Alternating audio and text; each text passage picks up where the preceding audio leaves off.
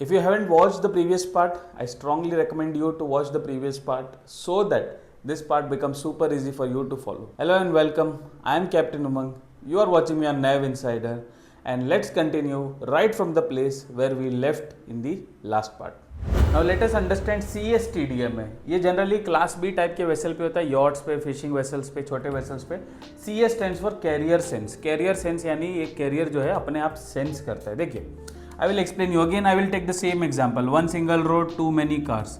ठीक है. नाउ ये जो कार है ये यहाँ की लोकल कार है. So they have got more authority, जैसे गोवा में होता है. सो ये यहाँ की लोकल कार्स है, उनकी अपनी दादागिरी है. दैट नहीं, स्लॉट तो हम ही बुक करेंगे, हमारा स्लॉट बुक होगा. नाउ आप बाहर से कहीं और स्टेट से किसी और गाड़ी, कोई और नंबर प्लेट की गाड़ी लेके आके यहाँ पे वेट कर रहे हो. Now you don't have that authority. आप में इतनी हिम्मत नहीं है कि आप यहाँ पे स्लॉट बुक कर सको इस रोड पे. तो आप क्या करोगे? You will wait.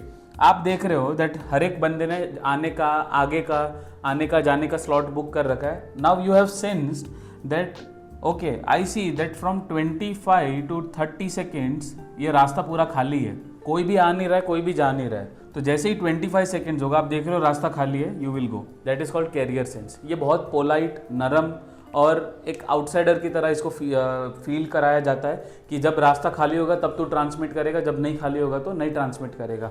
और इसीलिए आप देखते हो कि फिशिंग वेसल, यॉट, ये जो छोटे छोटे बोट्स है, इनका AIS अक्सर गायब हो जाता है. क्यों गायब होता है? बिकॉज उस टाइम पे बाकी शिप्स ने स्लॉट ऑक्यूपाई कर रखे, उनको कोई चांस ही नहीं दे रहा.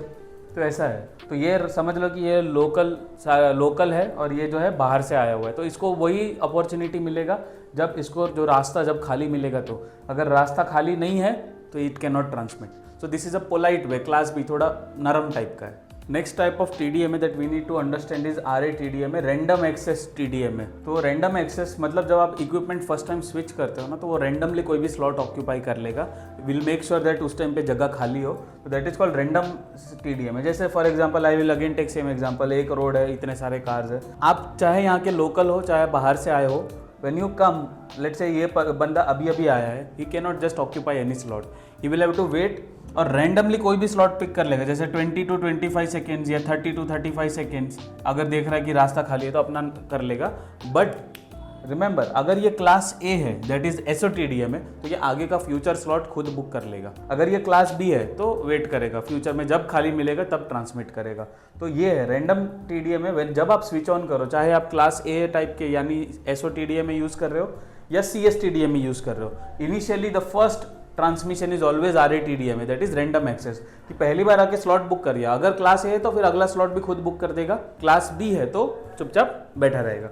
नाउ ऐसा भी तो पॉसिबल है कि एक शिप एक साथ दोनों सेम स्लॉट बुक करे. यस, पॉसिबल है. काफ़ी बार वो होता है कि सेम स्लॉट दोनों शिप एक साथ मतलब AIS बुक करने की कोशिश करता है. उस केस में there is something known as conflict resolution.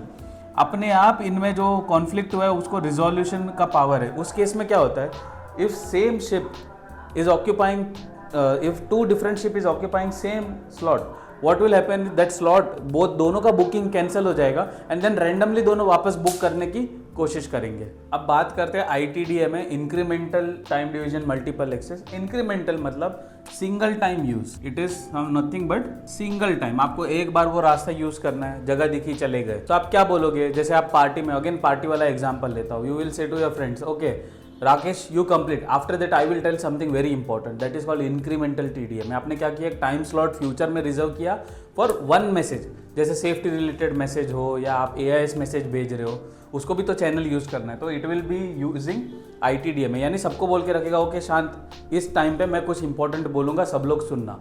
तो that is called incremental TDM है.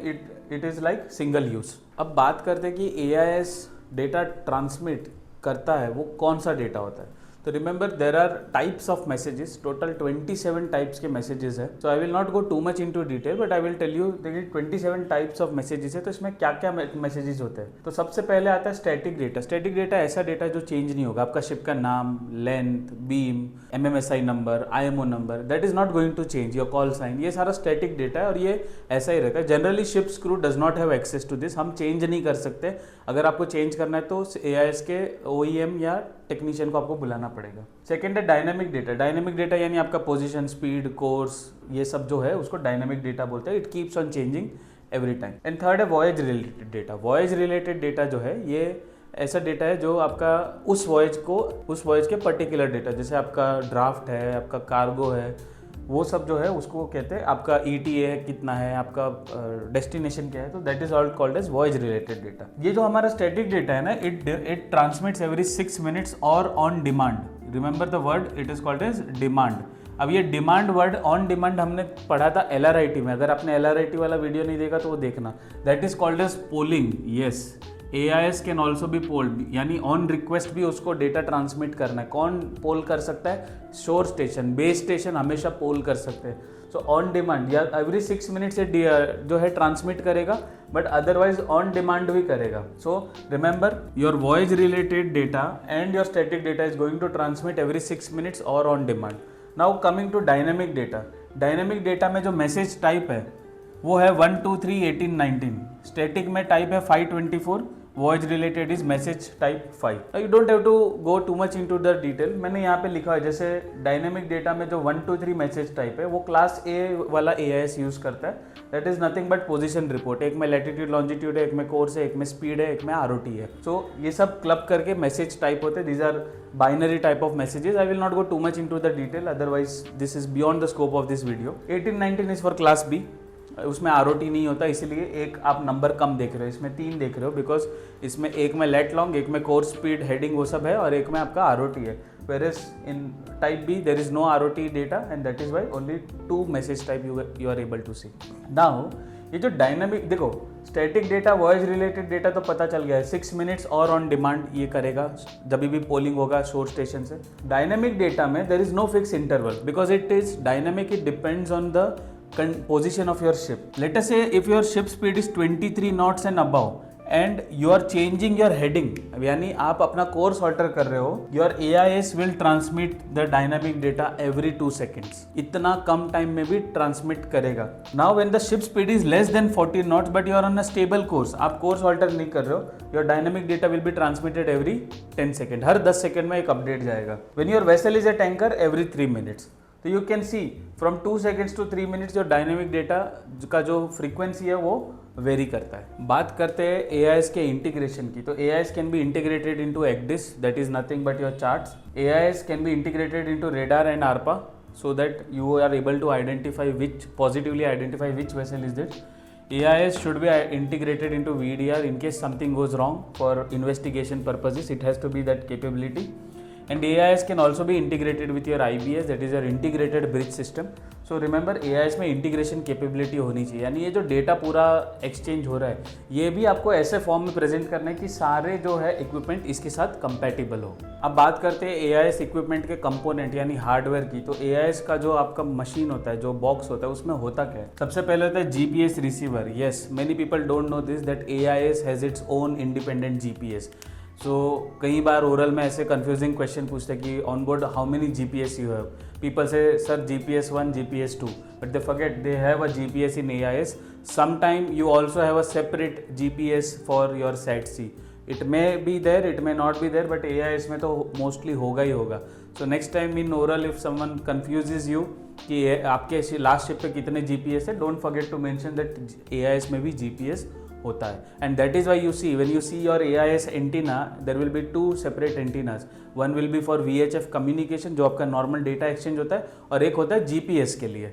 So check when you are on board next time, you will understand that AIS is its own GPS. Second है VHF transceiver. Transceiver made up of 2 words, transmitter and receiver. तो transmit भी कर सकता है, receive भी कर सकता है. सो VHF ट्रांसीवर. डिस्प्ले इंटरफेस जो आपके ब्रिज पे लगा होता है दैट इज डिस्प्ले इंटरफेस, वो पूरा डेटा आपको डिस्प्ले में दिखाएगा. And AIS have inputs from all the lot of sensors, जैसे सेंसर्स लाइक आपका जायरो कंपस है, आपका स्पीड लॉग है, और आपका GPS भी है. Yes, external GPS also can be connected. In fact AIS में मॉडर्न डे AIS जो होते हैं उसमें ऑप्शन होता है कि आपको इंटरनल GPS यूज करना है या बाहर का जो GPS का सिग्नल आ रहा है वो यूज करना है. You have a choice. So these are the components of AIS. अब बात करते हैं AIS के लिमिटेशंस की. तो AIS लिमिटेशन में सबसे पहले spoofing and identity tampering. Remember AIS जो है एक सिंपल VHF चैनल पे काम करता है, तो सूडो टारगेट प्लांट करने के लिए बहुत आसान है. Things, the cases have happened in the past. We will be discussing cyber security in another video. तो स्पूफिंग और आइडेंटिटी टेम्परिंग, कोई भी अगर हैकर उस चैनल को ऑक्यूपाई कर ले और एक सूडो टारगेट यानी एक ऐसा टारगेट बना दे जो वहाँ पे है ही नहीं, तो that is the big problem. और it can steal identity of some other vessel, it can do spoofing also, काफ़ी सारी चीज़ें इसमें कर सकते हैं। अभी थोड़ी देर पहले मैंने आपको बताया था कि A2 नेविगेशन में फिजिकल बॉय नहीं है, बट बेस स्टेशन ऐसे सिग्नल ट्रांसमिट करता है so that you can see that buoy on your radar and नेगडिस। तो ये तो अच्छे काम के लिए यूज हो रहा है, but this can be used for malicious intents also. Second है signal overload. You are sailing in one of the most busiest area like Singapore strait, Dover strait, इतने सारे वेसल्स है, तो सिग्नल में get overload and this will cause signal loss. So you may see a target, but आपको AIS में कोई target नहीं दिखेगा because that vessel is not getting slot. Third is dependence on GNSS. AIS is highly dependent on your global navigation satellite system. Remember the word I have used GNSS, I have not used the word GPS. GPS is just one of the system of GNSS. GNSS के अंदर काफ़ी सारे system है, जैसे GPS है, बेडू है, Galileo है, GLONASS है, you have got Navik, which is Indian system, navigation under Indian constellation, also called as IRNSS, Indian Regional Navigation Satellite System. And just for your information, IMO recognizes Navik as one of the components of GNSS. तो हमारा जो indigenous made है, इसरो ने बनाया है नाविक, वो भी authentic source है under IMO to use in Indian region. Next is over reliance. Many a times you see mariners over rely on your AIS, but AIS में भी प्रॉब्लम होता है. Lot of times you must have seen कि vessel का heading ऐसा है, but AIS heading is totally उल्टा. Now if you don't see outside and you rely on AIS, you may feel vessel is coming towards you, but vessel actually is going away from you. तो ये होता है, many a time it happens. Of course, ultimately you will realize because radar target, AIS target and AIS का जो signal है वो move होगा. You will realize, but if you don't pay close attention, you may feel कि heading उसका उल्टा है. Especially if that vessel is a tanker, then it will lead to even more confusion. AIS is switching off capability. It is not, remember it is just a machine, कोई भी बंद कर सकता है. So if AIS is switched off, you can't do anything. And importantly, not all vessels carry AIS. You have seen international voyages में 300 gross tonnage से कम है, they are not required to carry AIS. or 500 gross tonnage local, I mean not engaged on international vessel, they also don't carry AIS. Also they are encouraged, but कोई compulsion नहीं है. So not all vessels carry AIS, as well as it has got switching off capability. And delayed update, अभी आपने देखा CSTDM में class B जो वैसे class B type का AIS है, उसको वेट करना पड़ेगा जब तक उसके पास स्लॉट खाली नहीं होगा. तो इसमें अपडेट जो है आपको डिले मिलेगी. That is why you see high traffic area में even though there are fishing boats and small vessels fitted with AIS, you don't get their signal because उनको कोई चांस ही नहीं दे रहा. Lot of vessels are occupying all the slots. तो आप बात करते हैं की IMO documents. Apart from SOLAS chapter 5 regulation 19.2.4, IMO के कुछ रेजोल्यूशंस और सर्कुलर है जो मैंने यहाँ पे लिखे हुए हैं. Please refer to them. Whenever you read, please read from authentic sources so that you don't have any doubt. सबसे पहले IMO Resolution MSC 74 of 69th session, इसके बारे में ऑलरेडी मैं आपको बता चुका हूँ. These were initial performance standard and it made mandatory for ships to have something known as universal AIS. इसके Annex number 3 में लिखा था. Annex 3 was the one जिसमें initially लिखा था कि AIS होना चाहिए. Then we have IMO Resolution MSC 570 of 109th session. इसमें revise performance standard, latest performance standard जो है AIS के लिखे गए. Although they match quite a lot with the original performance standard, but these are the revise performance standard. ये सारे equipments के लिए था ब्रिज के, ये स्पेसिफिकली AIS के लिए. We have got IMO assembly resolution 1106 of 29th session. इसमें ऑपरेशनल यूज ऑफ AIS, यानी AIS को कैसे यूज करना है, क्या गाइडलाइंस है, कौन सी चीज़ें दिमाग में रखनी है, क्या क्या आपको ध्यान में रखना है, ये सारा चीज़ आपको कहाँ मिलेगा? IMO resolution assembly 1106 of 29th session. और इसके अलावा MSC का एक सर्कुलर है, MSC 1 circular 1252. It talks about annual testing of AIS. Annual testing कौन सा कैसा होना चाहिए, क्या होना चाहिए, कौन सी चीज़ें टेस्ट करनी चाहिए, ये सारा इस सर्कुलर में मेंशन किया हुआ है. नाउ ये वीडियो बहुत लंबा हो जाएगा, इसलिए परफॉर्मेंस स्टैंडर्ड ऑफ AIS जो है वो मैं किसी और वीडियो में कवर करूंगा. So this was automatic identification system. I hope आपको समझ आ गया होगा. अगर वीडियो अच्छा लगा हो तो do drop a like, share it with your friends, comment down below if you still have any doubts और you want me to make video on any other topic. I'll be more than happy to help you out. Subscribe to our channel Nav Insider. This is Captain Umang. Thank you for watching me on Nav Insider. Until next time, stay safe, sail smart.